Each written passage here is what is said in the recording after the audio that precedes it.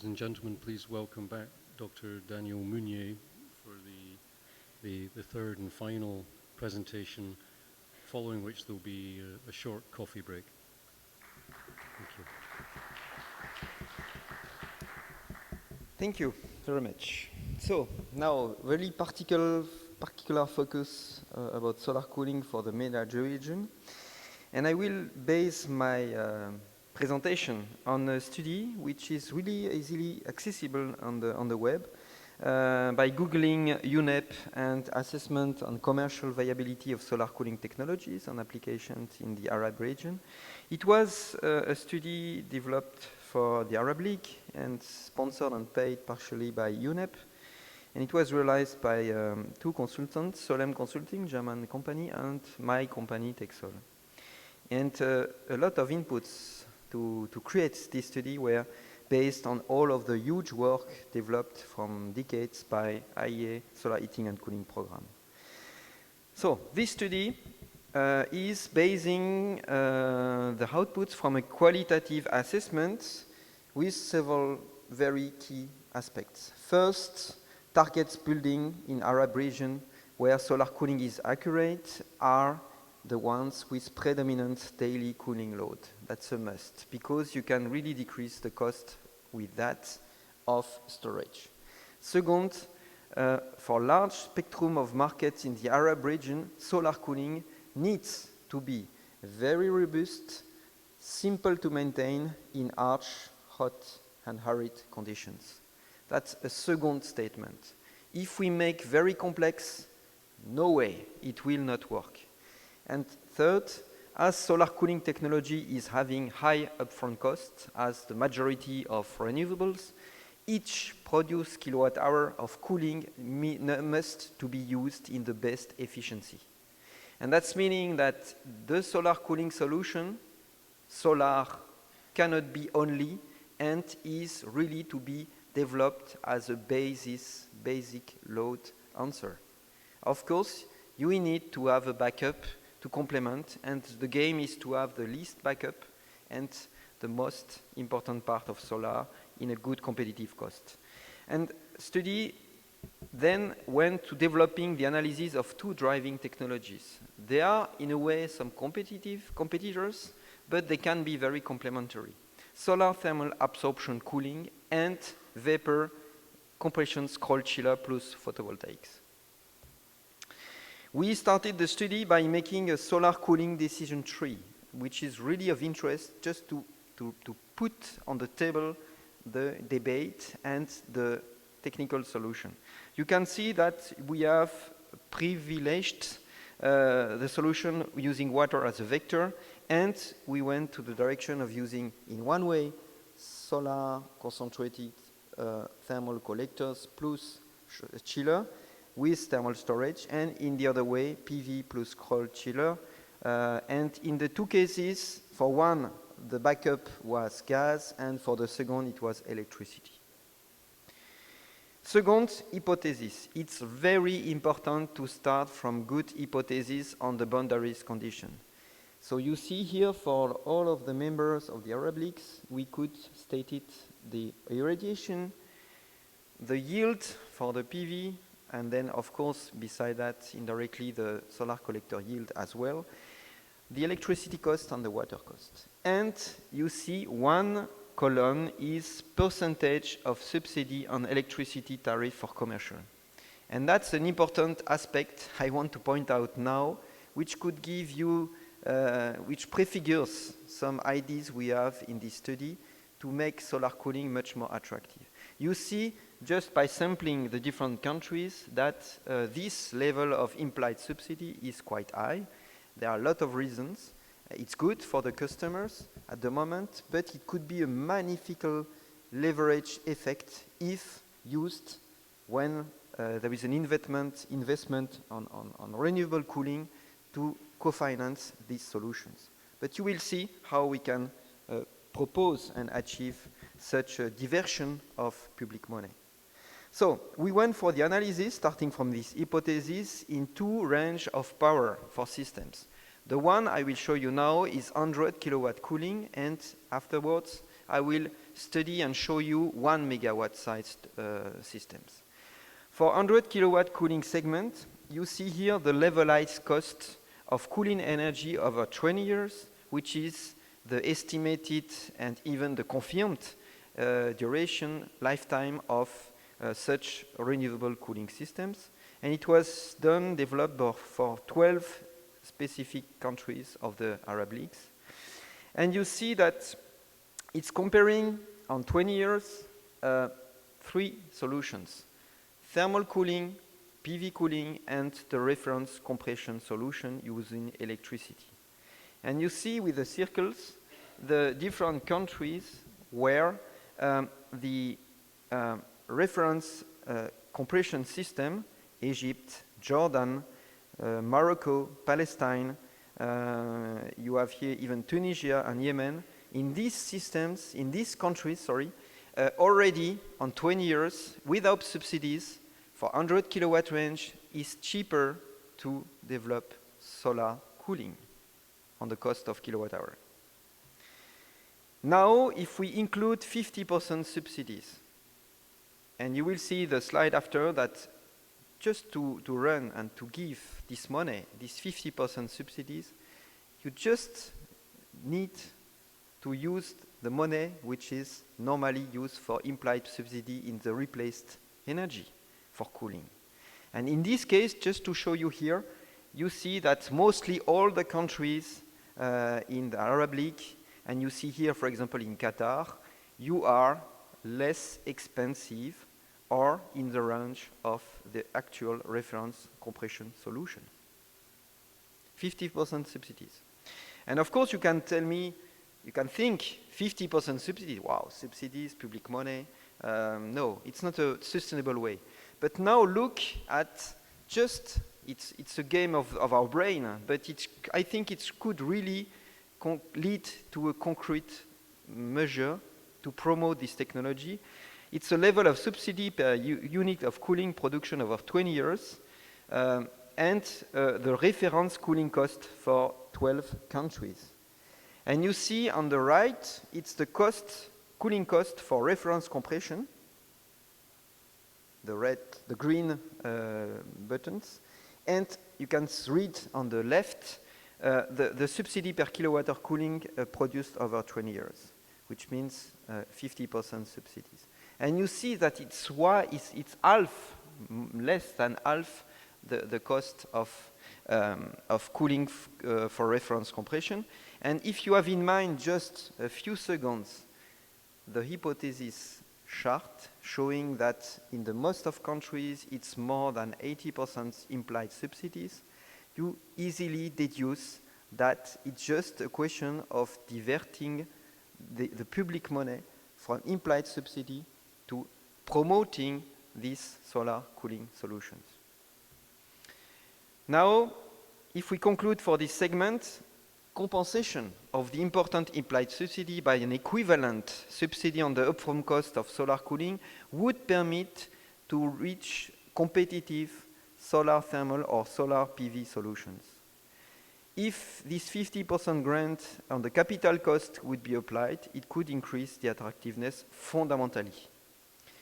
The know-how could be present very fast. The technology we've seen in the previous presentation is ready, and then it would be really a very, very big opportunity to launch the train and to launch the game. In all the countries of Arab region, the kilowatt of cooling is lower over 20 years with solar cooling than with a conventional system. Egypt, Jordan, Morocco, Palestine, Tunisia, and Yemen, already the cost of solar cooling energy is lower over 20 years than for conventional cooling. And for this small segment, let's say small size segment, 100 kilowatts, I heard that in Qatar it's a big single family houses or a small commercial shop. PV cooling solution is at the moment more competitive than solar thermal cooling. But now, if we go for 1 megawatt segment, which is really a size, an average size, which is really fitting at the moment the Qatari market, And that's why, especially for the study, we limited our scope in the Bahrain, Kuwait, Oman, Qatar, Saudi Arabia, and Emirates for this size. Without subsidies, you see that we are not far away from the conventional compression reference system. Now, if we include subsidies, still in the same model as I show you for 100 kilowatt segment, taking potentially this money for implied subsidy in energy, you see that we are significantly better, and you see especially in Qatar, we are below 2 cents euro per kilowatt hour cooling. So very large production of solar thermal cooling is today cost competitive, is considered as a long-term investment. And to promote and to make it much more strong, this solar thermal cooling for 1 megawatt range, this is a perfect ally with a complement of gas. So solar thermal, gas, together they are producing heat, and then you can use a same, let's say, shaping of chillers to produce this cooling. So the conclusion for the 1 megawatt in the United Arab Emirates, without subsidy, it's already bankable. And in the other countries, especially Kuwait, Qatar, and Saudi Arabia, solar thermal and solar PV cooling solutions are very close in terms of net present costs, and more interesting than the reference system over 20 years if there would be a subsidy of 50% on the investment cost. So now, of course, it's a picture of today. If we project, and we absolutely need to project on the cost reduction potential to make it feasible without any mechanism driven by politics, we wanted to study this perspective of cost reduction. And that's here that R&D is fundamental. There are several factors. The first is sales scaling factor. It's not a matter of R&D, but if you multiply by tens the sales volume, remember 1,200 units existing in the world last year. Multiplied by 10, imagine, by 10 in the GCC region, it would be very easy. And by this, you can decrease, and it's really easy to prove, between 15 and 30% the cost. So only with that, it's remaining only, let's say, several tenths of percent gap to be, let's say, cost competitive without any public money. Second, the size scaling factor. If you multiply by 10 the system size from 100 kilowatt to 1 megawatt, you can reduce the cost between 50 and 70%. And of course, Qatar especially would be a very good place for that, because contrary to other Arabic countries, you have already the needs and the infrastructure to go for large systems. The packaging factor is important as well, with this prefabrication approach, especially for small kits. It would not be maybe the biggest providing market here in Qatar, but a lot of countries in the surroundings would be very happy to benefit from these small systems.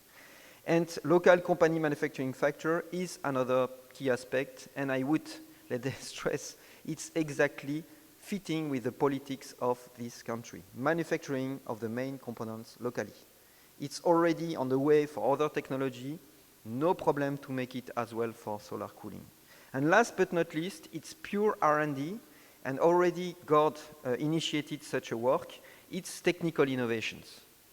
We always need to innovate technically.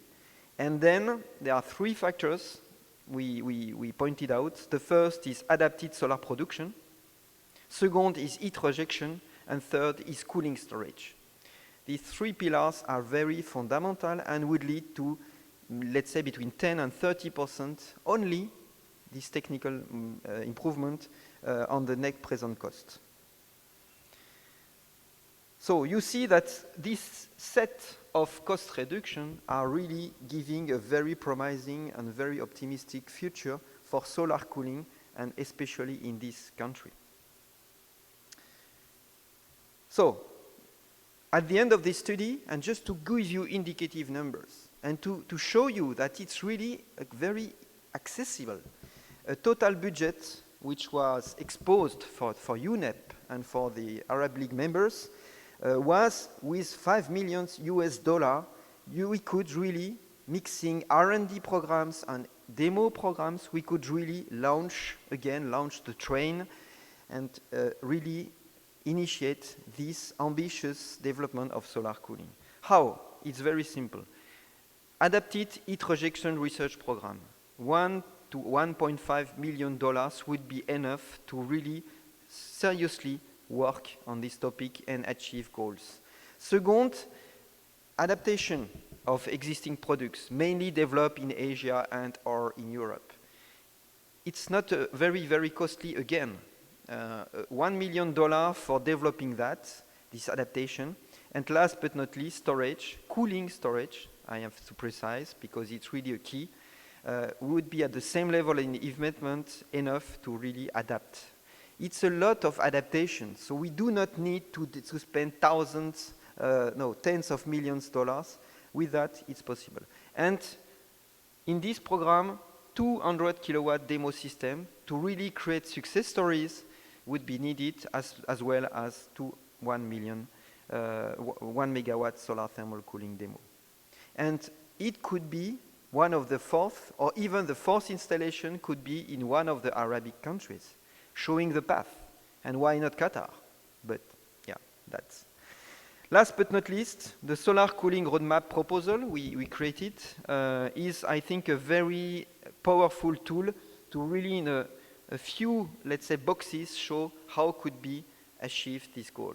You see, investment cost reduction, operation and maintenance cost reduction, overall energy performance increase, and quality improvement. It's the 4 pillars of giving the good conditions for having the development of this technology. And from that, of course, is deduced the means and then the solutions permitting to achieve these targets. So if you really want to have a quick look and a close look on this